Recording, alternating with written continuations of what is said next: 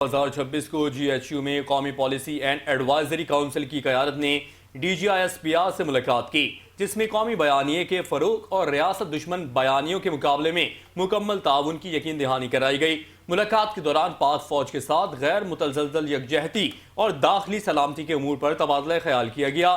N P اے سی نے فتنہ الخوارج اور افغان طالبان کی سخت مذمت کی اور واضح کیا کہ دہشت گردی کا کوئی جواز نہیں۔ D G I S P R نے اس موقع پر قومی سلامتی کے امور میں یکسوئی اور بیانیے میں اتفاق رائے کی اہمیت پر زور دیا۔ اجلاس میں فتنہ الخوارج، ٹی ٹی پی اور ٹی ٹی اے کے تناظر میں داخلی سلامتی کے چیلنجز پر جامع گفتگو ہوئی اور مشترکہ موقف مزید مضبوط ہونے کا اندیا دیا گیا۔ علاوہ ازیں کشمیر اور غزہ کے حوالے سے پاکستان کے اصولی موقف کی توثیق کی گئی اور مظلوموں کی حمایت کو پاکستان کی اخلاقی ذمہ داری قرار دیا گیا۔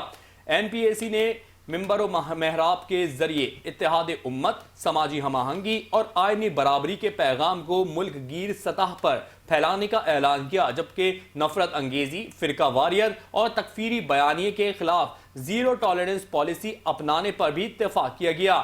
D G I S P R نے دشمن کی نفسیاتی جنگ کے مقابلے میں عوامی شعور اور سچائی پر مبنی بیانیے کو اہم ہتھیار قرار دیا۔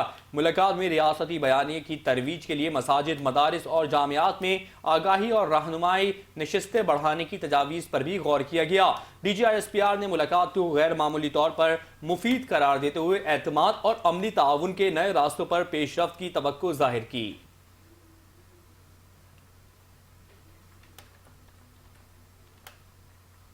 13 جنوری 2026 کو جی ایچ یو میں قومی پالیسی اینڈ ایڈوائزری کونسل کی قیادت نے D G I S P R سے ملاقات کی۔